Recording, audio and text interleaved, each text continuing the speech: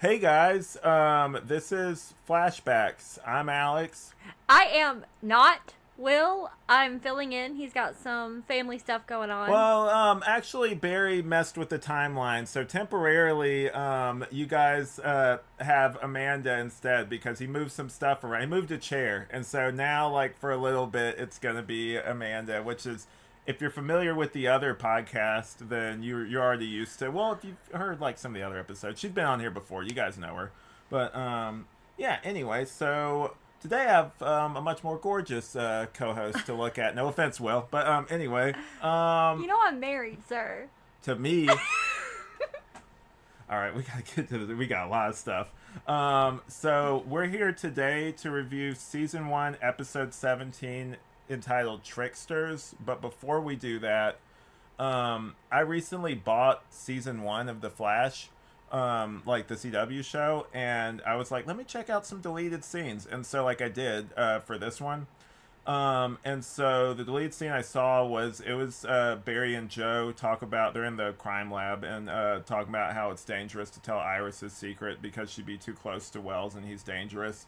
I get why they cut this scene. It was ultimately like conveyed in other ways throughout the episode where like Joe basically is talking to him about that stuff. Like you didn't need the scene. It was also rehashed when Barry did reveal himself. Yeah, we're getting ahead of ourselves though. I have to get into the summary after this part, but okay. And then listening to the behind the scenes material, Mark Hamill talks about how the original Trickster had these sky shoes that made him able to run on air. Nothing really about that. It was just kind of cool. So yeah, it was kind of cool. So anyway, he even hijacked planes doing it apparently. So I was gonna talk briefly about. Can I make a?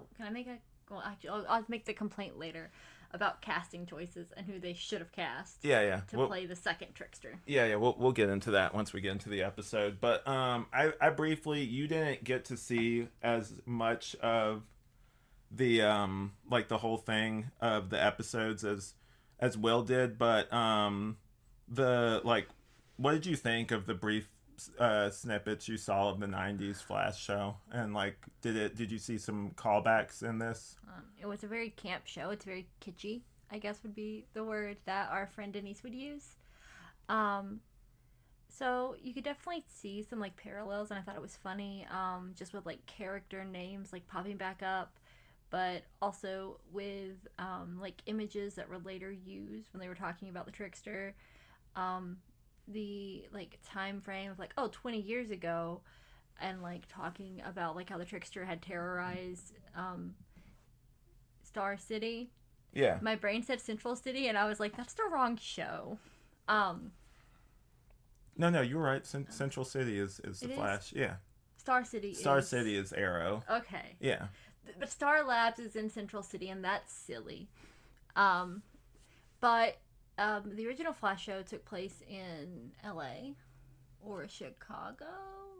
No, it was still Star City. Like they mentioned something about LA because that's where one of the characters had gone. 1 second. But yeah, it was fine.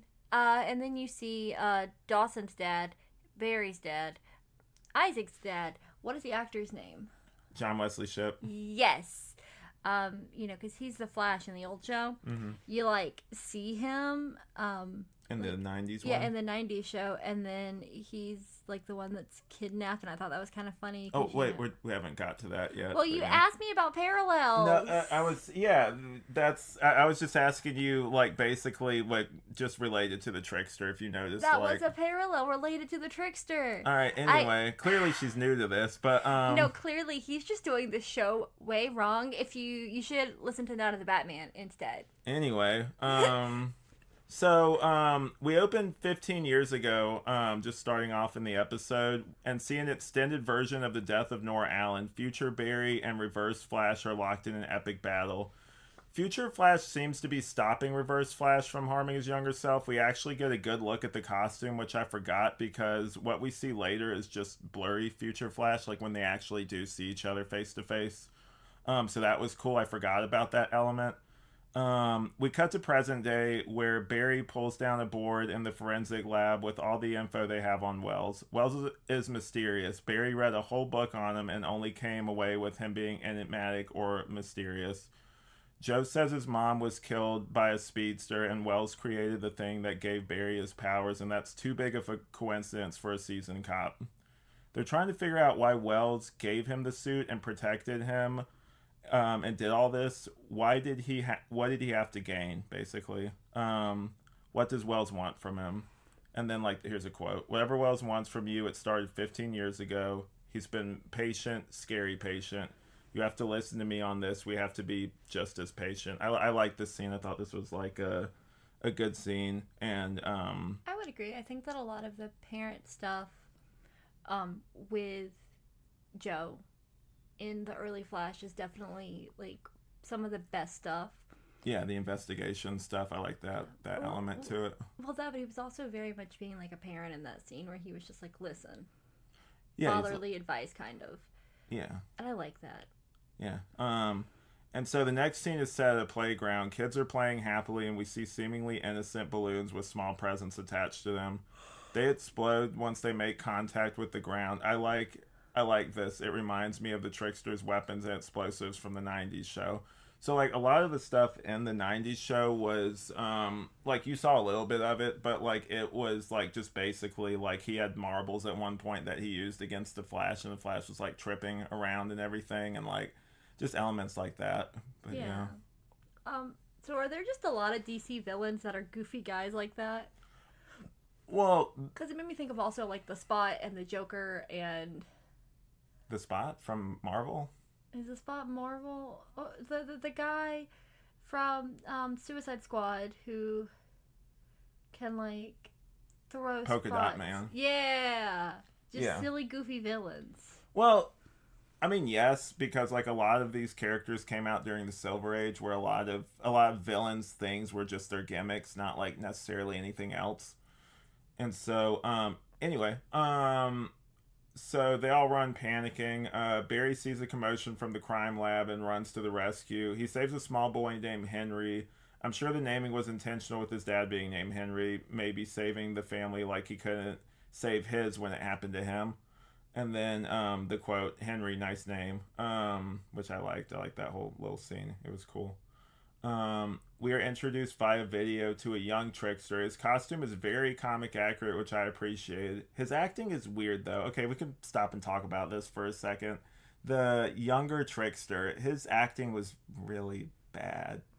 He just made me think of like a normal teenager. Like I would see him on Degrassi or something. With that said, you know who they should have cast? Who? If they're gonna like make the reference to like the Trickster and like that being his son or whatever. Who? Who looks like a copy paste version of Luke Skywalker? You tell me. Oh god, I forgot the actor's Sebastian name. Stan?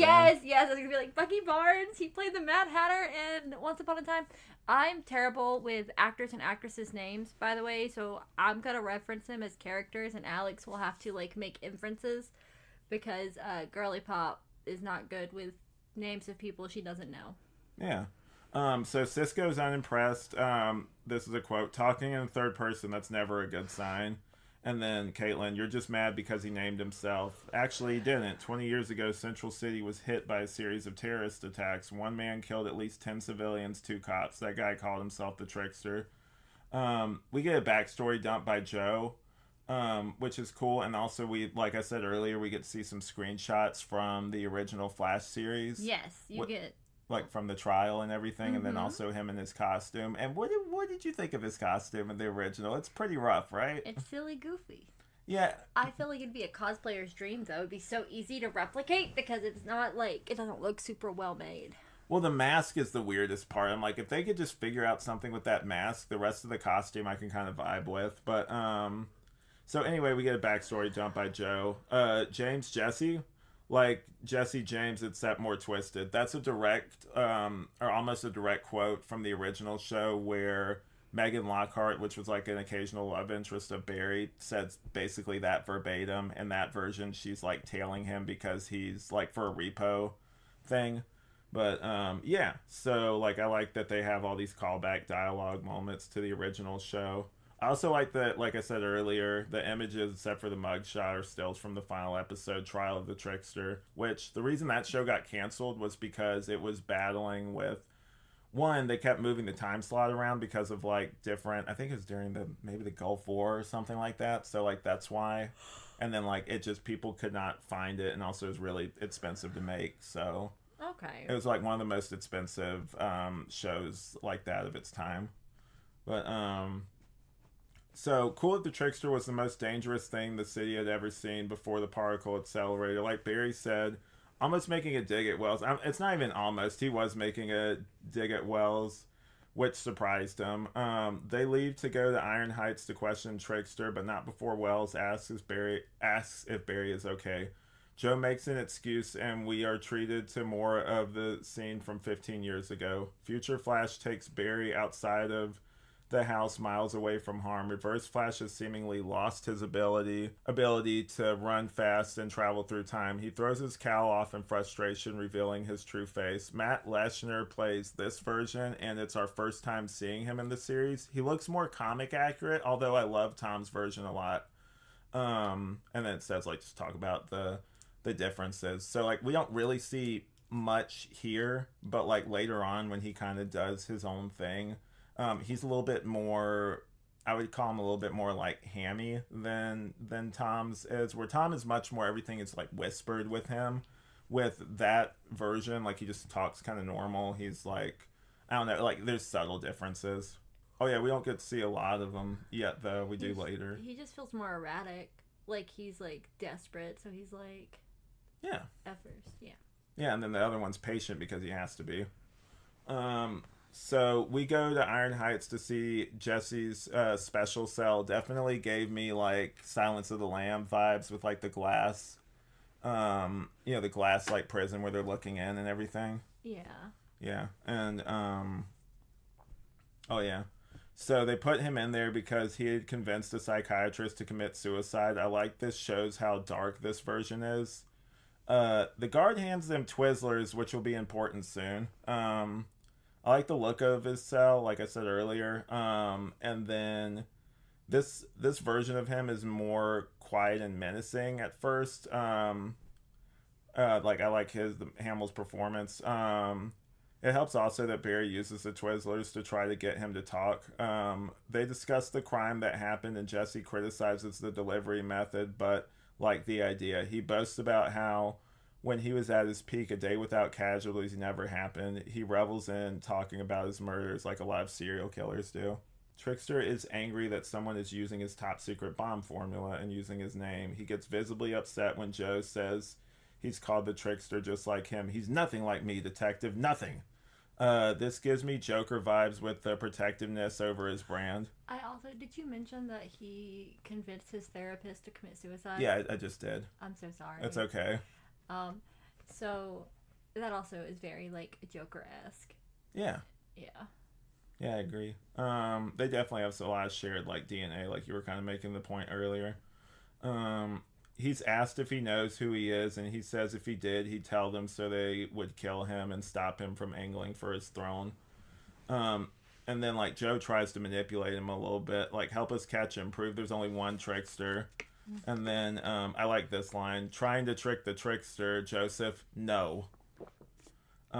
Trickster thinks this younger version it's found his lair basically. Or no, Trickster, yeah, I meant what I said.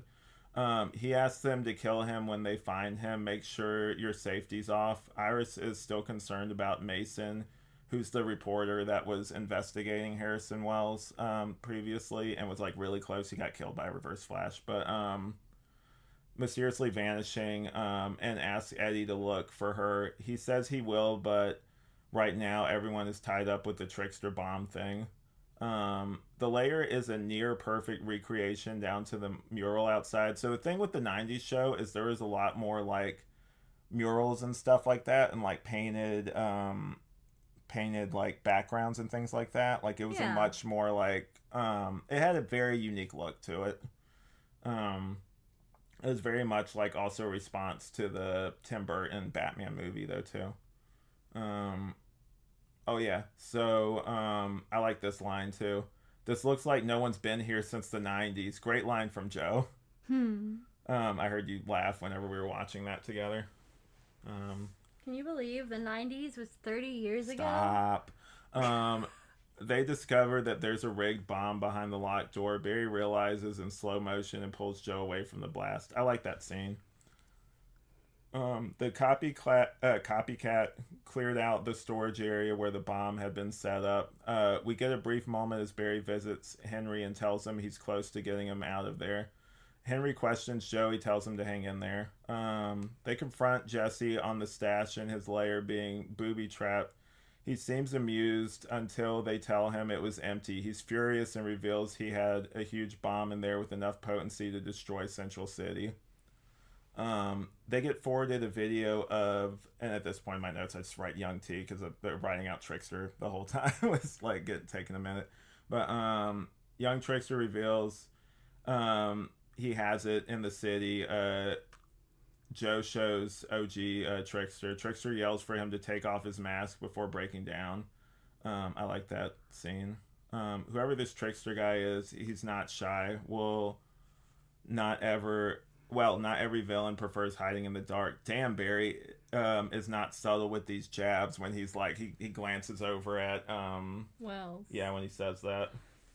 So, Cisco tries to trace the source of the video, but in his words, they're using Felicity level scrambler. I like this shout out. I know you did too. I squealed. So I'm gonna be very transparent. I much prefer Arrow to the Flash. That's interesting. What? Because you like usually campier, like lighthearted stuff. I like the first. I think I watched like the first 3 or 4 seasons of Arrow before I fell off. Like everybody. No offense. That's a good show when you finish it. So yeah. Yeah. So Wells is great with the fake outs, pulling Barry aside to say, I know what you're thinking, only to follow it up with concern about dealing with Jesse and going to Iron Heights must have brought up feelings about his dad. And then Barry rolls with it, talking about it's been really tough knowing my mom's killer is still out there, but we'll find him. Together you have my word. That last part from Wells is diabolical. Mm-hmm. Barry thanks him for the pep talk and leaves. We are treated to another flashback.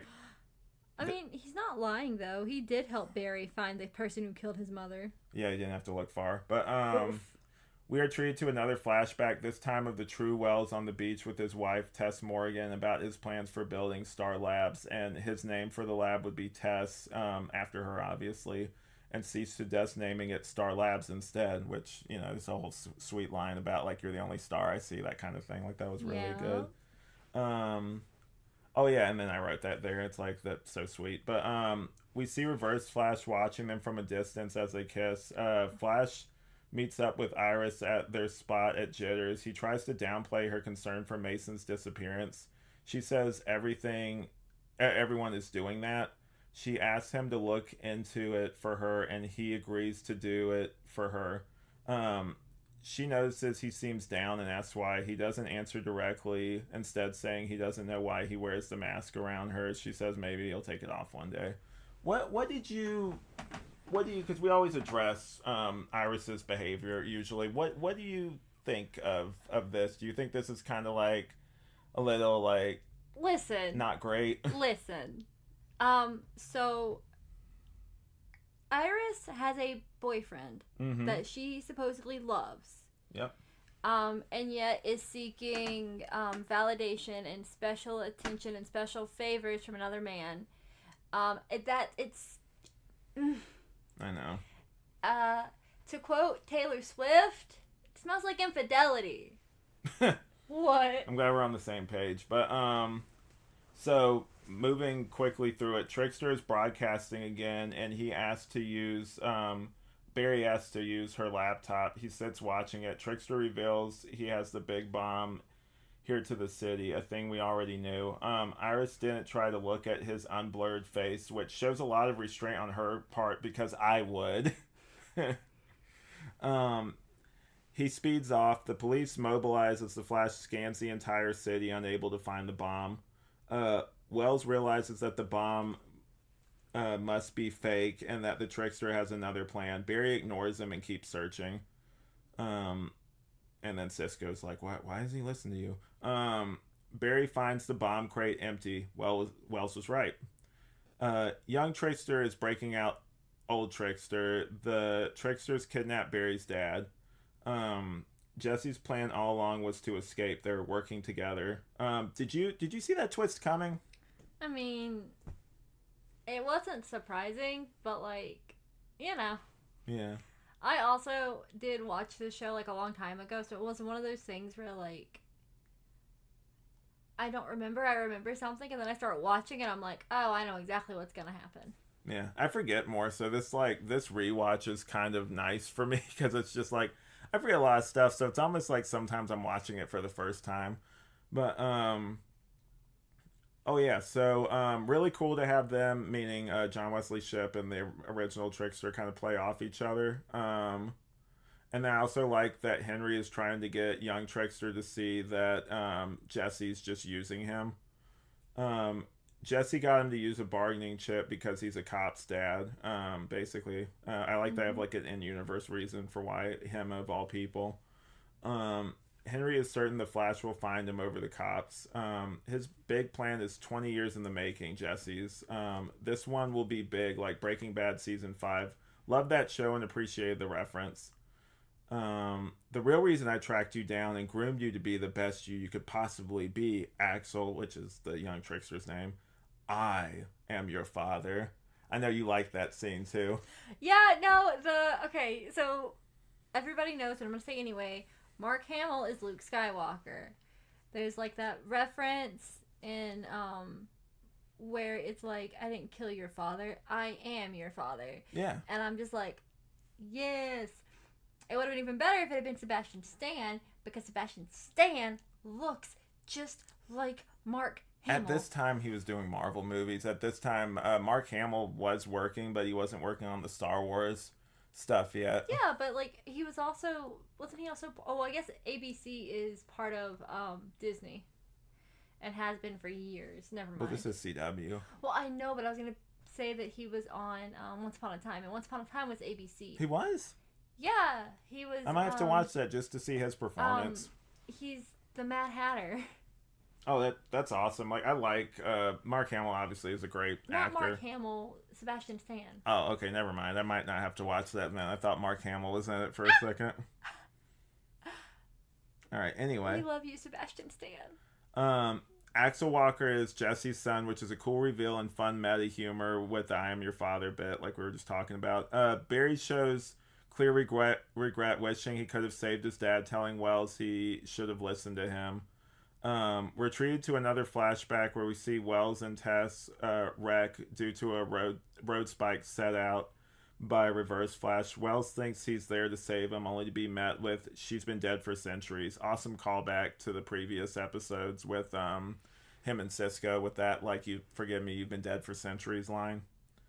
Barry is emotional over the kidnapping of his dad, but Joe reassures him that he's fine and that Jesse's just using him as leverage. "So I'm just supposed to leave the fate of my dad in the hands of a man that might be responsible for my mom's murder? Joe, I can't do this." "Yes, you can." Like, I love that whole scene. I know you did too. Yes. Barry is confused by his motives and is frustrated he didn't see it. "Look, whatever else he is Harrison Wells. You love science, he is science. It's like you made best friends with Einstein." Also like that. "You're saying I wanted to be tricked? You always want to be the person who sees the best in people. I've been a cop for 25 years. All I can say is the flaws, the lies. All I can see, is the flaws, the lies, the dark thoughts that people don't think I see. I wish I could be you, as fast as you are. That is your real power. Don't let Wells take that from you. I don't know why he's helping us. All that matters is that he is. I can't lose my dad, Joe. Bear, come on." And then he encourages him to get up. I like that whole scene. Like, some of the best scenes in this show are the heartfelt, like, emotional scenes, like the father-son borderline scenes like that. Mm-hmm. And, like, that's why we keep coming back. But, we cut to a big event and Iris being served a drink by a disguised Trickster, bringing back his whole disguise gimmick. He used to wear a lot of disguises in the original 90s show. Oh, and Bellows is the mayor. Oh my god. So Murph and Bellows are the comedic cops that me and Will, when we were watching this, like really actually grew to love and like found hilarious. Yeah. So like him being the mayor, they do a lot of stuff like that, but there's a lot of fun callbacks like that in this, and he's playing the same character. But so Jesse reveals they poison the champagne. The effects will take hold in an hour. If they don't get him their money, they will die. One guy got there an hour early and drank some, now foaming at the mouth. If any of you decide to call 911 instead, then we'll switch to lead poisoning. I love his dialogue in this episode. He pulls out a gun. I feel like his dialogue is what the Riddler's dialogue should have been like in Batman Forever. I mean, that's the energy that he should have had, you know? You're not gonna get me agreeing on here because I love that movie, but like, go off, I guess. Oh yeah, so Iris has a brilliant idea and calls Joe, but only so they can hear Jessie and find her location. Like, I thought that was really clever on her part. Mm-hmm. They start working on a cure to the poison and trace Iris's phone. Barry runs to the mayor's fundraiser and immediately grabs Trickster, interrogating him on his dad's location. I like that. I like that. Like, he's not playing around in this scene. You're about to say something? I feel like that really should have been like a giveaway that Barry Allen was the Flash.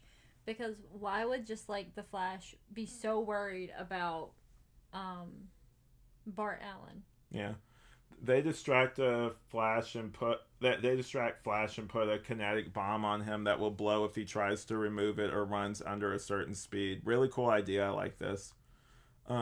Wells teaches Barry how to phase through a wall so he can remove the bomb. I love when Wells tells Barry the mindset to be in to achieve his goal because he's done what he's asking him to do before. Mm-hmm. You're part of something greater. You're part of a speed force. I think this is the first time in universe they've mentioned the speed force, which is pretty cool. It's yours now. Do it. I like how Wells puts his glasses back on like an evil Clark Kent, like in that scene. Barry administers the antidote to everyone at super speed, which is cool. Barry saves Henry at the last second from falling knives. So comic booky and cool. Barry reveals his identity to his dad. You always look good in red. I love this scene. He's overjoyed. Mm-hmm. They let Henry tour Star Labs, which is nice. Everyone is happy to see him. This is so nice. Like, I really like this scene. It gave me the warm fuzzies. Yeah. And then he says, what does it feel like when you're running down the street like a bat out of hell? Looks at Wells. There's no feeling like it. And he's like, I bet. Like, I like that scene. And also, like, I don't know, like the whole Red thing. Like they used to call him Red in the 90s show. Also, that was one of his nicknames. Wasn't Barry wearing red the night that his mom was murdered? Like, wasn't he in like a red jacket? Maybe. I remember like there are scenes of Barry as a kid like running in like a red jacket. Okay. Yeah, probably. You're probably right. I don't remember, but oh yeah, Henry calls them all a hero and thanks Wells for everything he's done for Barry. Oof. Barry tries to hide his disdain as Wells says how great he is and how he'll do everything he possibly can to ensure his future. He really means that. But because like so he can get back. But Henry knows it's time for him to go back and is ready to be cuffed, but Joe lets him walk with him instead. Love that moment, and Caitlin hugging Barry too because he might need it. Aww. That's just a great moment in general. Like, I like that, like, because Joe doesn't want to take him back to prison. Joe knows he's innocent now. Yeah, and also like they're friends too. Like, you can clearly tell that they get along really well. Mm-hmm. All right, and then your father's an extraordinary man. You're lucky to have him. Is what Wells says, and then Barry shakes his hand, says, "I'm lucky to have you too." He didn't mean it. Like, you see immediately as soon as he turns, there's that small moment of like Grant's face turning from like, like just grinning and stuff to like just completely like a look of disdain. I thought that was really cool. We get treated to another flashback as we see an injured and confused Wells question Reverse Flash on who he is. My name is Eobard Thawne, but that name doesn't matter. Not anymore. It won't matter for many years. The only thing that really matters is who you are. Harrison Wells. In the year 2020, you and your wife, Tess Morgan, successfully launched a particle accelerator that changed history. I need it to happen a little bit sooner if I'm going to get back. He whips out this device much sooner. What is that? My way home. Police sirens. You see, they're not coming to save you. They're coming to save me. And he injects himself and Wells, and he starts like transforming. He turns Wells into a lifeless husk. The CGI is questionable here, but it kind of works. And then we cut to modern day. Joe meets up with Eddie in the lab and tells him Iris can't look into Mason's disappearance anymore. Then the Flash shows up, revealing his identity to him. I know, and then this is where it makes a lot of sense that they cut out the scenes of them talking about how they can't tell Iris because it's too risky, because it's redundant, right? Yeah, because like it's basically like padded in to them telling Eddie, and then like Eddie convincing Iris not to look for her coworker anymore. Yeah. And then I'm so happy that Eddie's on Team Flash. So something you don't know. Me and Will and like this podcast in general are so into like we Eddie, like justice for Eddie. Eddie is like one of the best characters, and we really grew to love him on this rewatch. And so like him being part of not Reverse Flash, part of Team Flash is so cool. He's just a good guy. You know, yeah. We like Eddie. Yeah, and then there's a quote here: "Keeping her in the dark is for her safety." And then I like this, like he follows that up back to Joe being like, "That is debatable, and we will have that debate. But for right now, what's our next move?" Like I like that he does not like lying to Iris. Mm-hmm. Iris doesn't deserve him. No. How do we figure out what Wells is up to? Barry realizes when Wells walked him through phasing, it sounded like he'd done it before. I don't know how, but he's the man in yellow. Harrison Wells is a Reverse Flash. This was huge when I was watching it originally. After the logo, we get a pre-credits flashback where we see Reverse Flash pretending he's the real Wells as he gets up from the remains of a car crash. A cop asks him who he is, and he responds, "I'm Harrison Wells." What an episode. I remember how hyped I was watching this initially, and it still holds up. What did you think overall of this episode? I enjoyed it. I think that early Flash is the best Flash because it's light and it's campy. So this was light and campy, but still had like actual stakes, which I think is something that the show does really well, is balance there being like big stakes, but it also being light and campy. I think that the exploration of the relationship between Barry and Wells, and just like watching it change and evolve, is always really interesting. Mm-hmm. And I think that the character moments are probably the best for me, because I'm not an action person, like, you know that. This podcast does not know that, but I think that the show has a lot of good like character moments that aren't centered around action. Definitely. I can agree with that. There were quite a few callbacks to the 90s show, so people who were fans of the 90s show probably had like a good like little chuckle, and I'm sure that John Wesley Ships enjoyed that because, you know. Yeah. And I'm sure it was fun for them, like, as behind the scenes thing to, like, you know, reunite, like, on screen. Like, I'm sure that was really cool for both of them, too. Yeah. And this isn't the first time. He comes back a few more times after this. But, yeah, like, I really enjoyed this. I remember what a big deal it was. This show definitely deals with legacy a lot. And so the Flash in general does. He is a legacy character. And so it's kind of cool that even in this, we have like an in-universe legacy thing with like the whole father and son trickster thing where there's two of them. I will say that his acting wasn't great, but I did enjoy his costume. It was very comic book accurate. And like overall, I did like seeing a darker version of the Trickster on screen, like just updated, not dark enough to where like the character isn't recognizable anymore, but yeah, so I liked it a lot. There was like I forgot about the flashbacks in this episode. When I was originally thinking about it, I was just like, oh well, this episode's just mostly about the Trickster, and so like yeah, it was cool to see like more of that storyline unfold, and definitely it's going to be fun to see where it ultimately goes later on.